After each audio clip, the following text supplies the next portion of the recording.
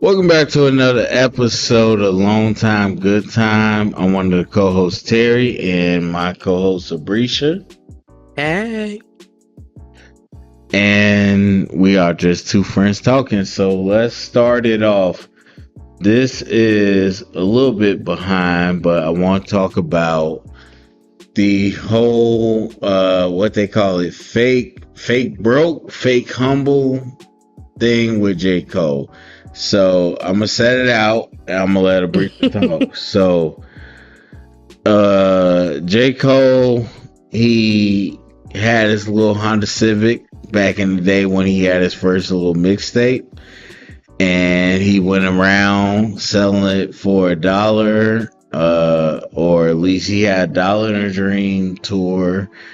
And so that was kind of his early beginnings. And with this being his quote unquote last album, he wanted to get back to that root. So he already, and you know what, I might not be right, so y'all can come after me, that's fine. I'm a J. Cole fan. I'm a fanatic of nobody, so I might be wrong, but he had this 95 Civic or whatever Civic, and he brought it back out, got it ready to go. And for the fall off his quote unquote last album, he said, I'm gonna go on around and do a trunk sale, So he was driving around selling out the trunk, regular price. Some people got it for cheaper, whatever, but he went all through. So it was kind of East Coast, the Carolinas, all that. He went through a lot of HBCUs, and then his plan was to end up in LA and Arizona. The car broke down. There's a whole thing, but anyway, the whole point was a lot of people was like, J. Cole faking, like you being performative, essentially. So we talked about Kai Cenat saying he learning to reading on camera. People saying like, bro, you doing too much, you being fake. And that's essentially what people were saying here. Like, why you drive around the Honda Civic? You did a promo in a Lambo SUV. Like, you got money. We know you don't need to drive that. And well, I'm not gonna get into but that's the conversation. So a lot of people was calling J. Cole fake, poor, fake, real, whatever it might be. And I'm just curious to what you think.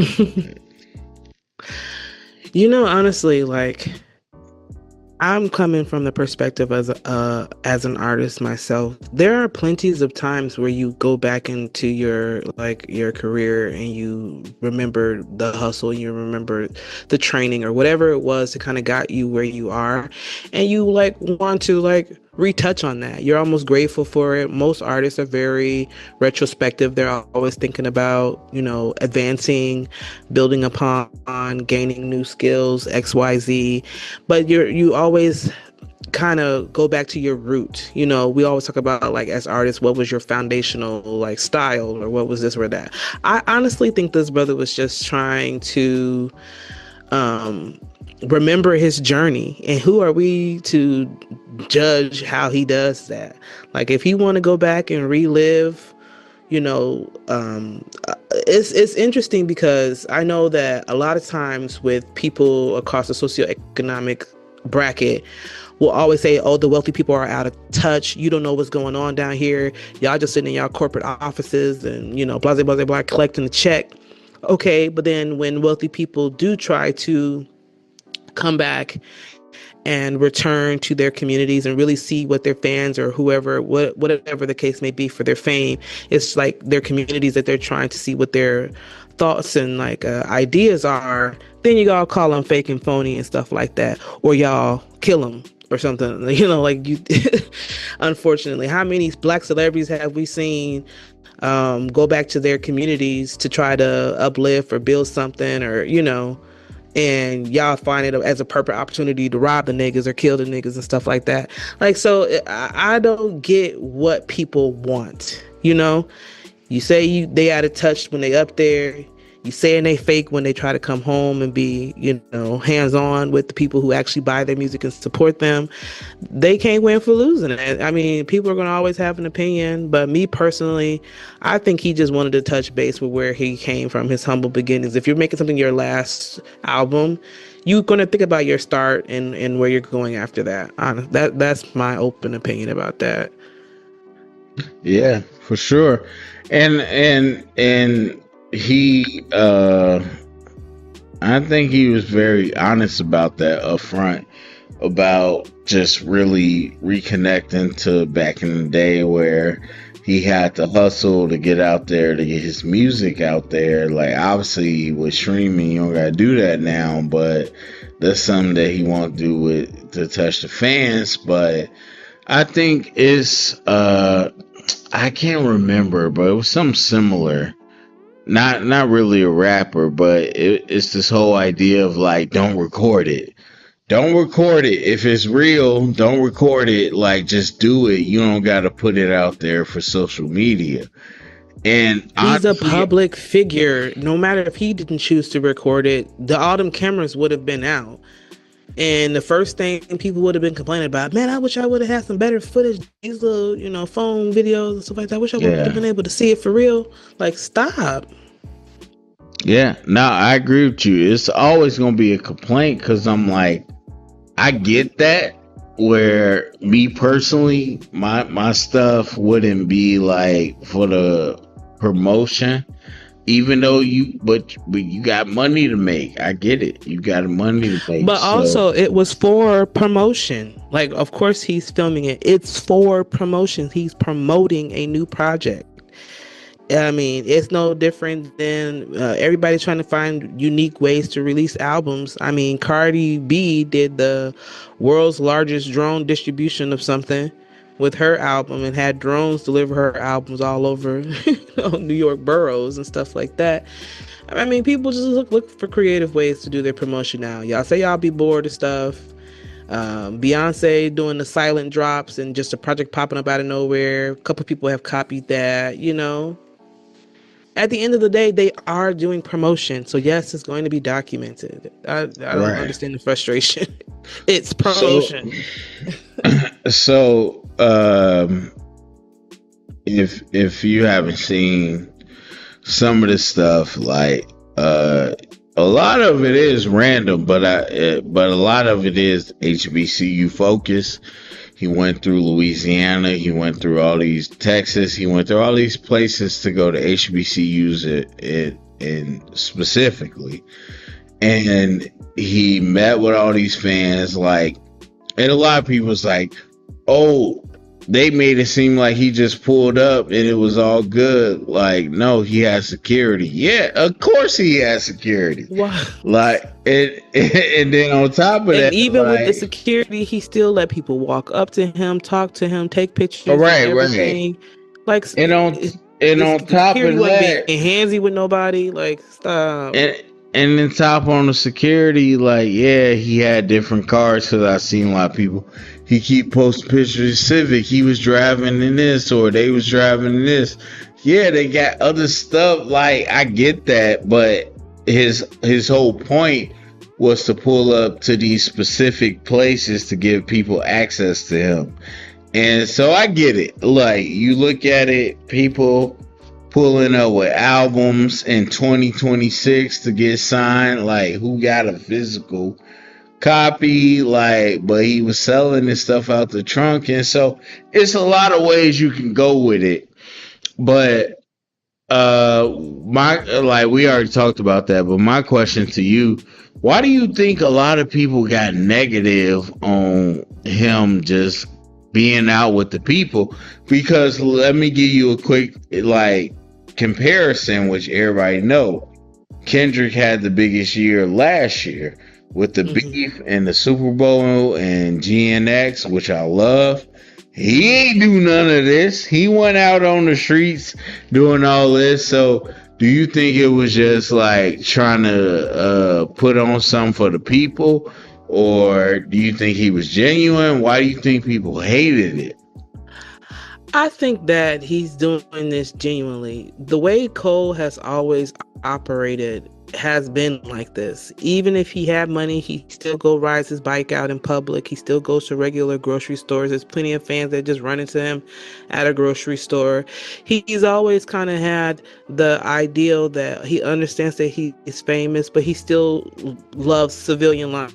And I think that's his way of not letting people take that away from him. So he still goes out and just be a part of, regular life, not feeling like he has to be under, security or something all the time. But like I said earlier, if you are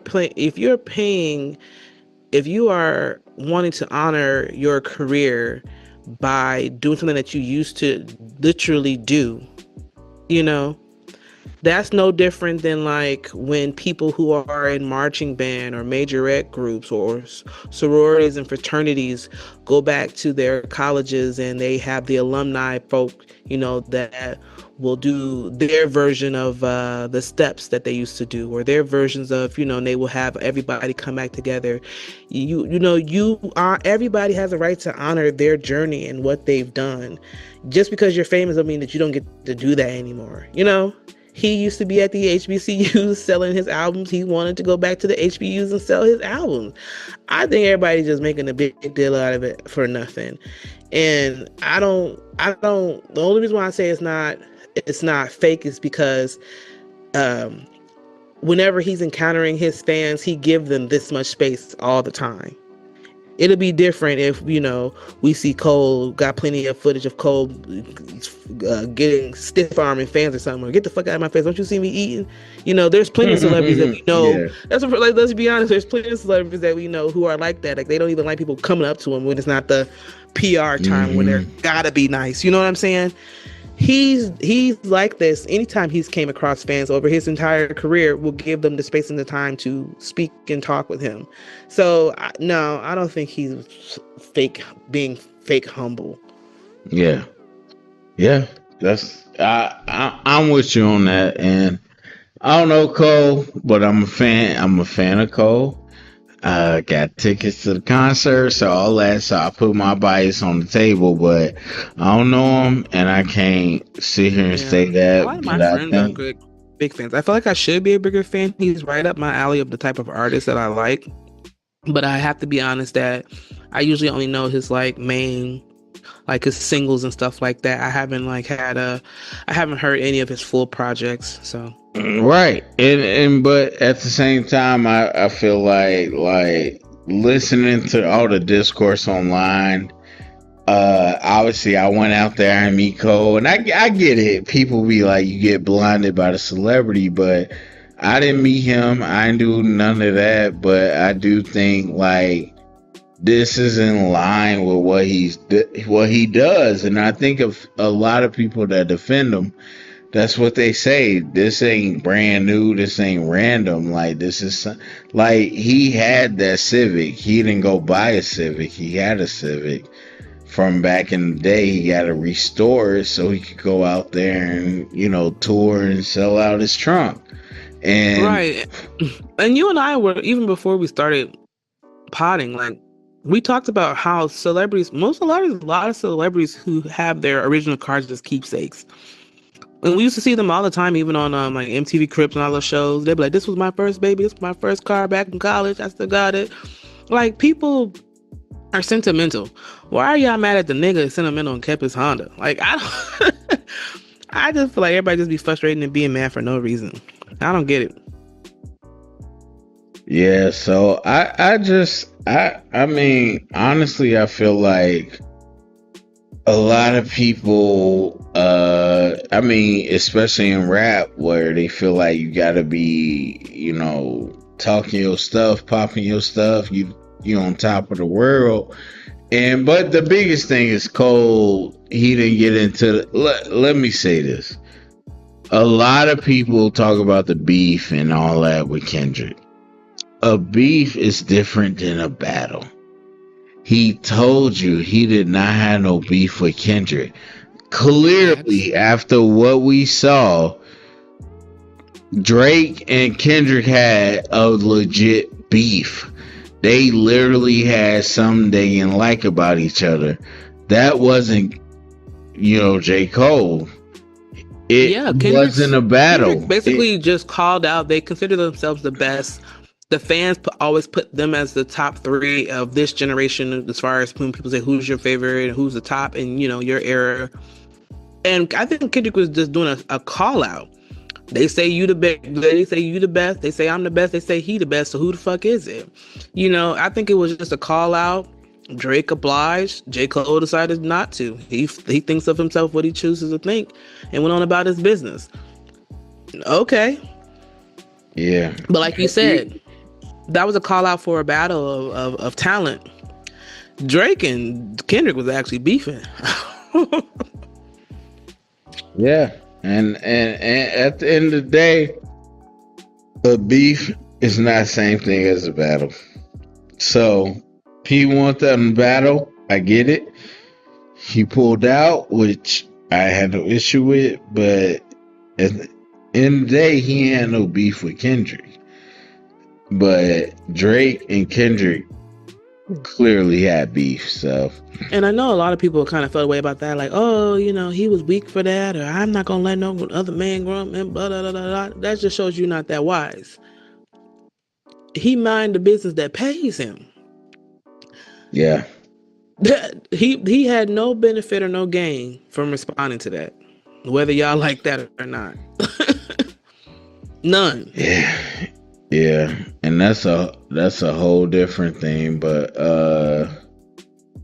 yeah, kind of okay. So kind of in the same realm with rap and all that. So we got Jack Harlow in the middle of the microscope right now, and what he talked about. He did an interview, and a lot of people. So he got a new album coming out, and he did his interview, and a lot of people got thoughts. I'm gonna say number one, you can say what you want to say, but for me, don't know much about Jack Harlow at all. I don't know his music, not a fan, none of that. So that's my position. Okay. Yeah, we're going to be discussing strictly the little snippet from the interview with the language choice that was used from both the interviewers and Jack Harlow himself. We're not really in tune with who he is as an artist. Right. So I know he's popular, but I don't know his music. So from there, we'll go into, the whole thing. So he got a new album coming out. I think a big thing, because I did watch like the full interview, is that he's got this album coming out where he's going the R&B route. But they were talking to him. There was a whole section about a lot of stuff, and that's what everybody focused on. So I'm gonna let you give your first thoughts. What did you think about what he talked about? So I think that I get the sentiment of what he was trying to say. I think that his language use is what's going to get him in trouble. So essentially, the interviewers were hinting at the fact that a lot of white rappers tend to not stay in the genre of rap, right? They usually switch genres after a little bit. They don't stay in it permanently, and they usually go back to a form of music that is associated with whiteness, or like going back to country or going back to rock or whatever it is. And they were noting the fact that Jack Harlow seemed to be going deeper into genres that are associated with black folk. And they just were curious as to why he was doing that. In the midst of them lining up that question, they were basically hinting at that, like you're going a different route. They were not wanting to say the loud part out loud, and Jack Harlow decided to blurt out, "Yeah, I got blacker," And my problem with that, because right after he says this, he goes into, you know, why he chose this genre, and then this is his favorite, you know, genres of music, and he wants to participate in his favorite genres of music. So he's explaining his love for these genres of music as to why he wants to be a practitioner of them, which is fine and dandy. But I think that he was not mindful of the fact that blackness, we are not a monolith. Blackness is not like a monolith, or blackness is not like a tangible thing that you can just become, you know, or get. You can't get black. You know what I mean? And I think that's where he'll get in trouble. If he would have just said, hey man, this is what I grew up listening to, this is what I fell in love with, these are the genres that I want to do, he would have been all good. But to be like, yeah, I got blacker. You can't get black. You know what I'm saying? Mm-hmm. Blackness is a culture. Blackness is something you're born into. Blackness is something that's inescapable. And so that goes into, you know, that conversation of the people who like to we dibble and dabble, come over and do our, you know, genre for a little bit, and then that's typically associated with blackness, and then go back to theirs. You know, they have their little it goes into the conversation of like when they're having their rebellious moment. You know, you see white celebrities getting caught up in mess, you know, doing whatever they're doing, and all of a sudden you see them on the hip-hop circuit scene. We see Miley Cyrus do this, we've seen Justin Bieber do this, you know. Now they, you know, with all the hip-hop heads, and now you got videos of people twerking and doing all of this and all of that, and then all of a sudden right after that they find the Lord. They go on their Christian journey. I call it a spade. We've seen this happen several times. They go on their Christian journey, they heal now, they not doing drugs no more, they not out partying no more, and they go back to their typical pop standards. So I think that's what the interviewers were kind of hinting at, that there's this trend of, you know, how white artists dibble and dabble in the genres of R&B and hip hop. Then you have people who built like their whole career almost on it a little bit. You have like your NSYNCs who were mimicking black boy groups. And then you have people like Justin Timberlake, who took a solo career, and most of the music that he made would be considered not pop, but more of an R&B style. All of his producers and stuff like that were your heavy hitters in the hip hop and R&B community. You got your John B's, you know, there's plenty of people who operate in this space, but I think they tried their best to understand that they knew that they weren't black. So I think, yeah, that's where he got in trouble, saying I got blacker. But do I think he meant it in a negative or mean or atrocious way? No. I think he just didn't know what language to use, and he said whatever the first thing that came to his mind. And he's going to pay for that, unfortunately. Yeah, I agree. And he going to pay for that. Yeah, it's probably a lot I can say about that, but I ain't gonna get too deep into it. No, because also, I mean, there's so much behind that conversation. Who's that guy who, when Kendrick was dropping, when he was earlier, a little bit newer, and they, God, what was his name? I'm gonna pop some tags on $20 in my one hip hop album of the year. Never. You know what I'm saying? I can't remember his name either, bro. But I know who you're talking about. It's moments like this, and there's plenty of conversation around people saying, oh, you know, music genres are not, you know, race-based. Anybody can do, you know, any music genre, which is absolutely true, but what you can't erase is the cultural significance of the forms created due to exclusion. You know what I mean? So I think that a lot of times people get touchy on these subjects because a lot of black genres were created out of resistance from exclusion, and it feels very much like only ours because we weren't even allowed to participate in the stuff that were done, being done by the larger population of white people. So for you to exclude us out of nightlife or out of playing our music in certain, venues and all of this stuff for so many years, and then want to turn around and say anybody can participate in these art forms, that's a hard pill to swallow, because for so long we were kept out of something, and we created these things out of that resistance, or out of that exclusion.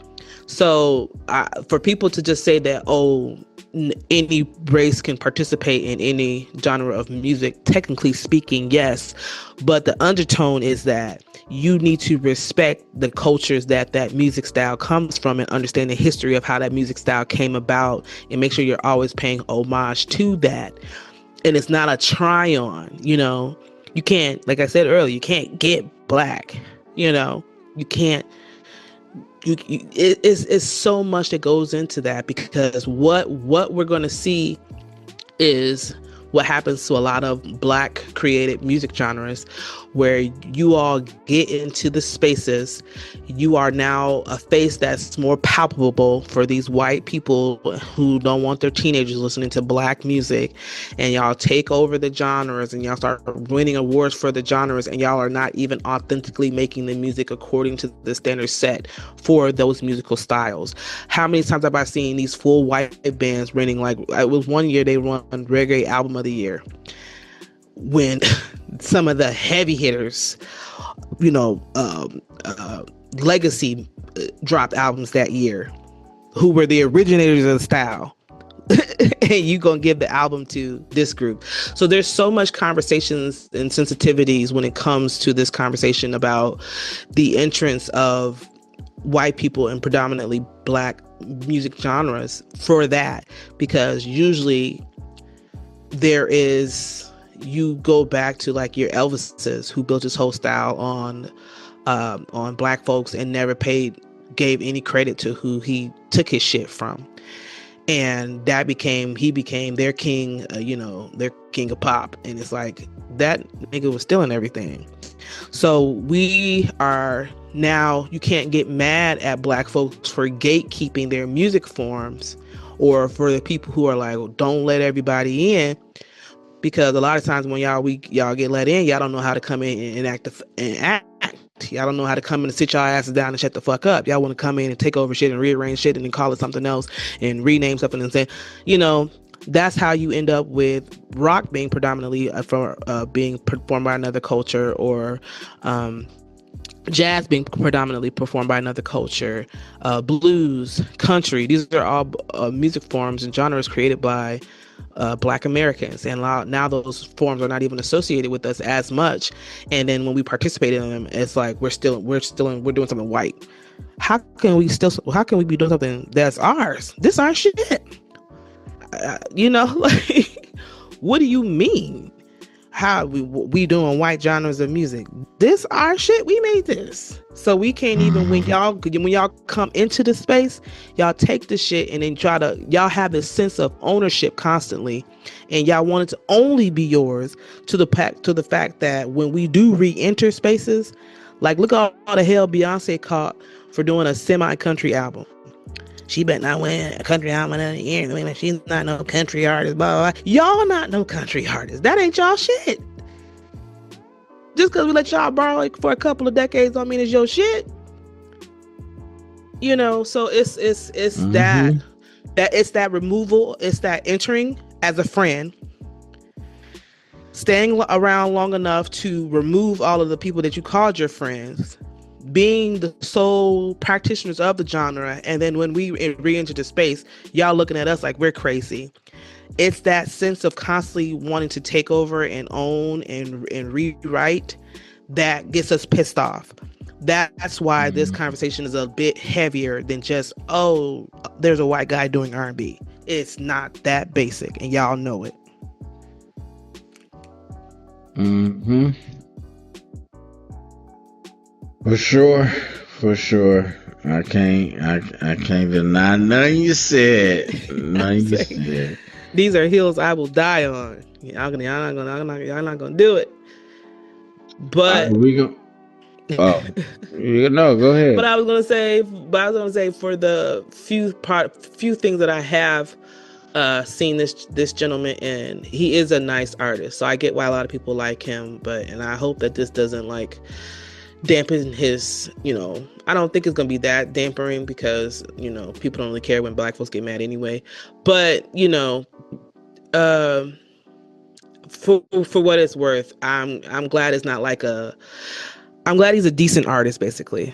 I'm glad it's not, this conversation not around like somebody who's absolutely whack, like, and terrible. Because then we're gonna have to tell them to come outside and meet us in the parking lot. We'll have to just whip their ass. Absolutely. So outside of Jack Harlow, we gonna get into our last part. The Oscars happen tonight, and Michael B. Jordan won. That's all. My boy. So I'm Michael B. Jordan won for Best Actor. There's a lot of discourse that could be talked about, but we're not going to get into it. I'm let you give your thoughts, and then I'm gonna give my thoughts, and then that's it. Because he got the Oscar Best Actor. Yeah, so obviously we were very excited about this. I believe online the favorite for that, they thought it was going to be Timothée Chalamet for Marty Supreme. But we knew, so there was a lot of fear around how well Sinners was going to do at the Oscars, or if they were going to do well, because of the historically, a lot of times these types of films kind of get left in the dust. But I feel like Sinners was just undeniably, like, there was no way they were going to get around not acknowledging the genius of this film. So I'm very happy with the fact that most of the films who we thought did really well actually were the winners this year. I don't feel like this year there was as much upset about who won what as it has been in the past. Like, we knew that One Battle After Another was going to, do quite well, and we knew Sinners was going to do quite well. So I feel like I believe they took home what did they take home? Cinematography, Best Actor, Best Original Screenplay, and what else? Music score, right? Yeah. So I think that those are great wins for Sinners. I think they're very deserving, and I understand after hearing I haven't seen One Battle After Another, but I've read a lot of the discourse around the film and a couple of reviews and stuff like that, and I understand people's feelings around it and its placement. So I'm happy with the results. I ain't too proud to beg. I think that they did okay. Yeah. I mean, it's pretty huge. I can't lie. When's the last time a black film cleaned up 4 awards at the Oscars? Has it ever happened? I mean, well, this was the most nominated film at the Oscars, and I can't sit here and say that I'm in a position to give everybody all the best nuggets, but Michael B winning, that's fire. That's all I can say. And I'm somebody that loved Marty Supreme. I did see it. I loved it, but it's the state of the Oscars. Like, for me personally, this is probably the last Oscar race that I'm be really deep into. And I've been telling people that because, like, it's so beyond what the performance and the movie is. It's all into everything else that's politics that ain't got nothing to do with anything. But at the same time, it's important, and so I watch these movies, and I'm in the future watch these movies too to make my own list. But I'm not gonna be following the race. But in terms of this year's race, you had the whole BAFTA thing, Mm-hmm. So I literally saw some people today that saying like Ryan Coogler hired this dude with Tourette's to yell this out to get them to help them. Come on Like, now.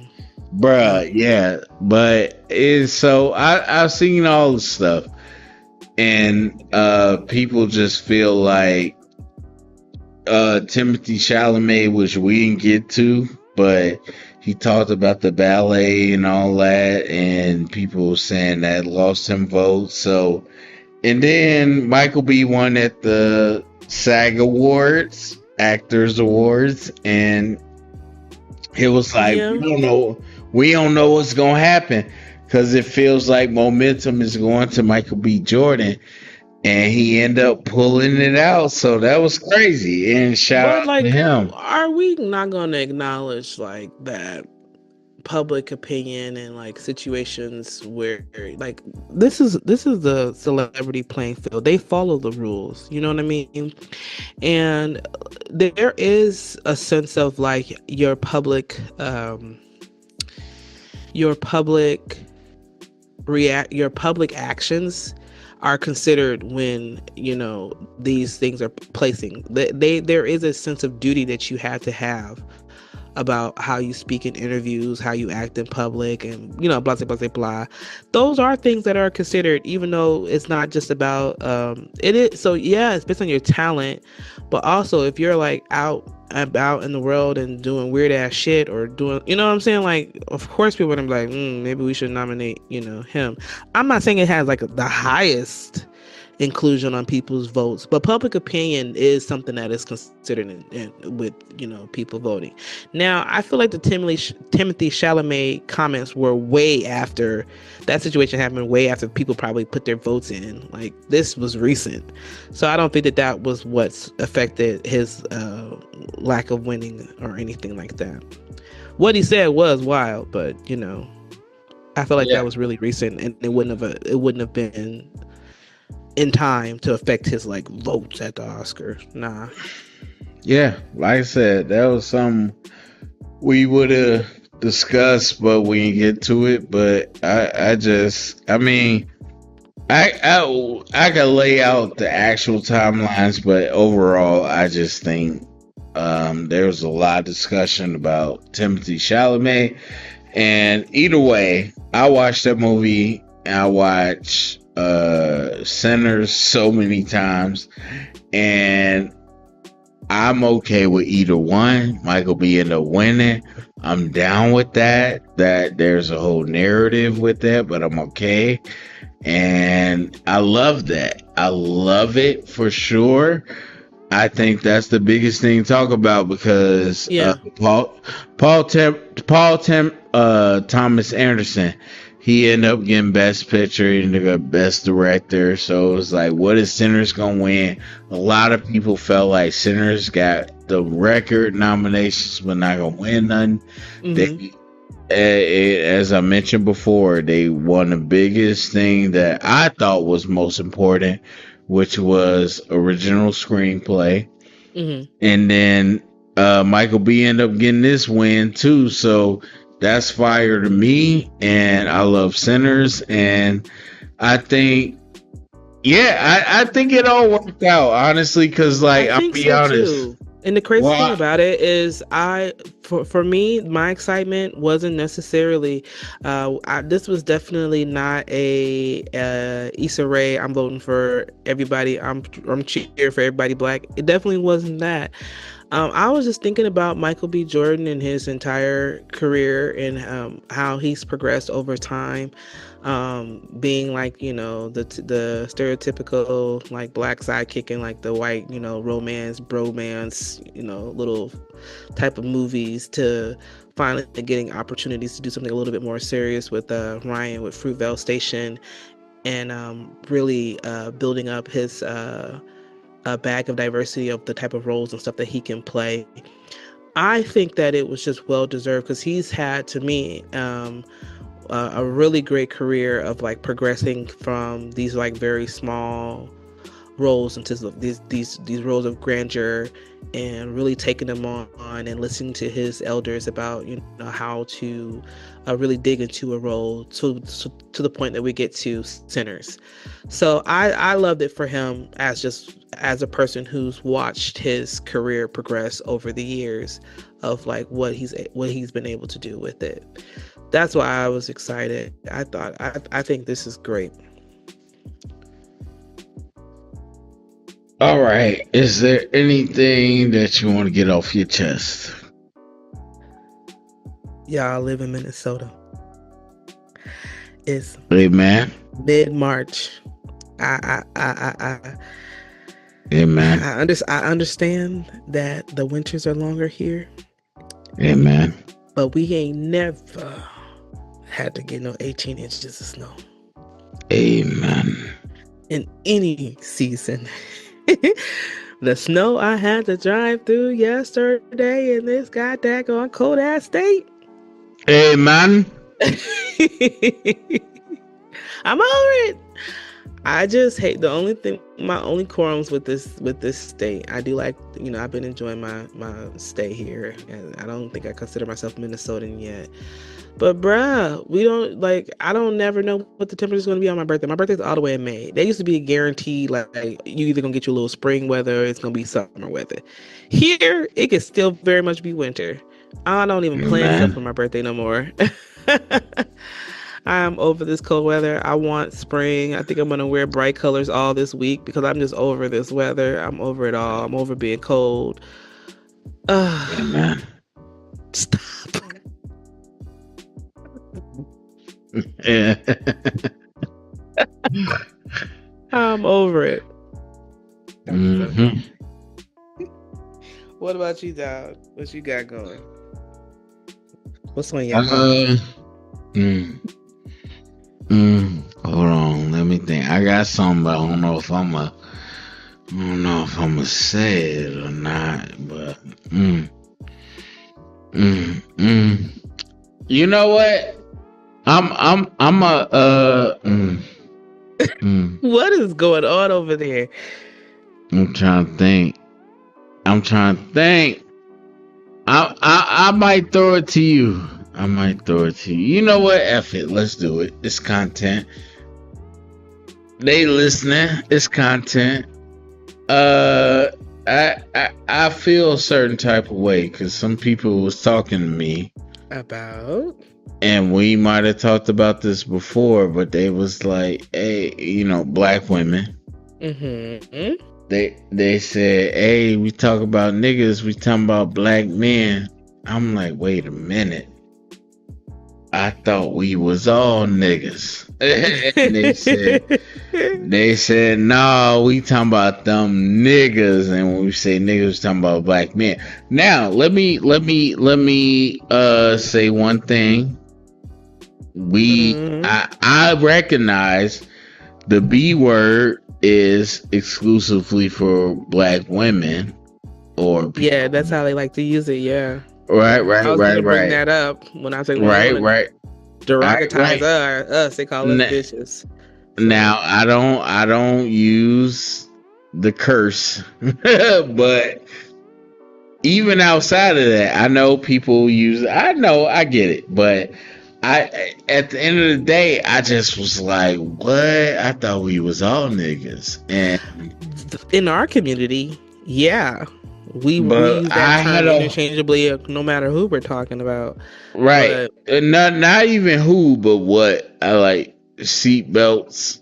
We talking about anything can be anything. We use that word. We talking about toilet paper, your shoes, your pants. We talking about a paper towel. It don't rip right. We talking about a sponge. Don't clean right. It's synonymous with the word motherfucker. Those are the same words. Right. So I was shocked. I knew this, but I was talking to somebody recently, and I'm just like, okay, it feels like y'all trying to use that as a replacement for men. And they like, yeah. And I'm like, when did men become niggas? Like, everybody niggas, and so we was talking about that. But yeah, I don't use the B word, so I get it. Like y'all call us B You words. know what? I'm gonna say that this is my thing. I'm gonna.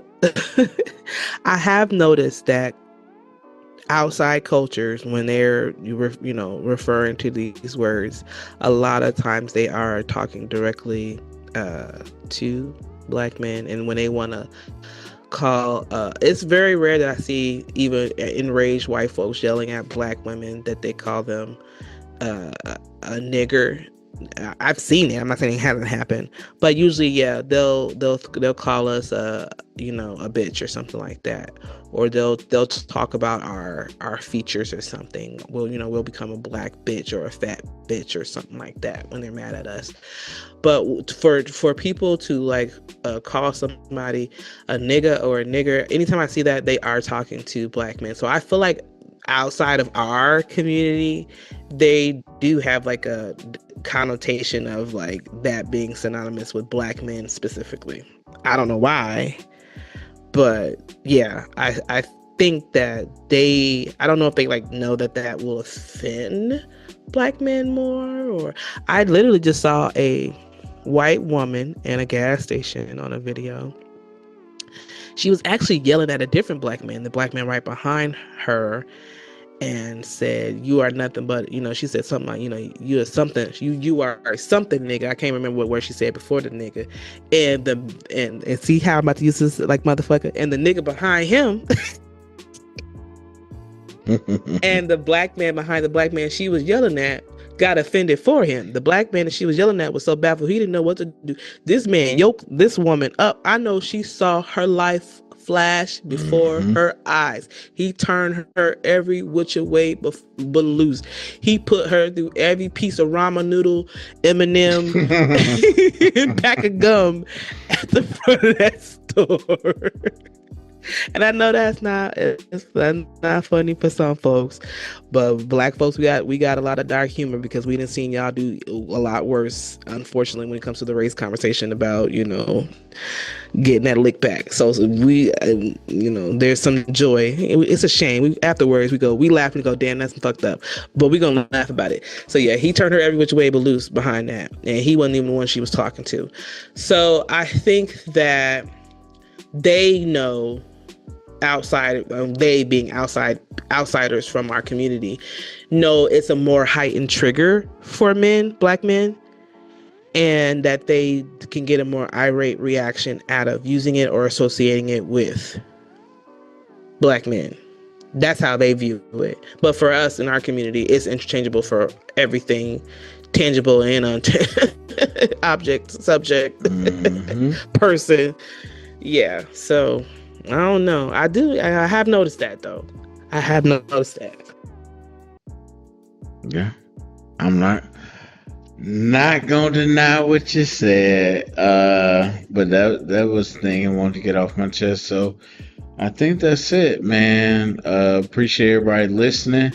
Go to the comment section. Tell us what you think. Share it around. And keep this convo going. And we'll see y'all next episode. Peace.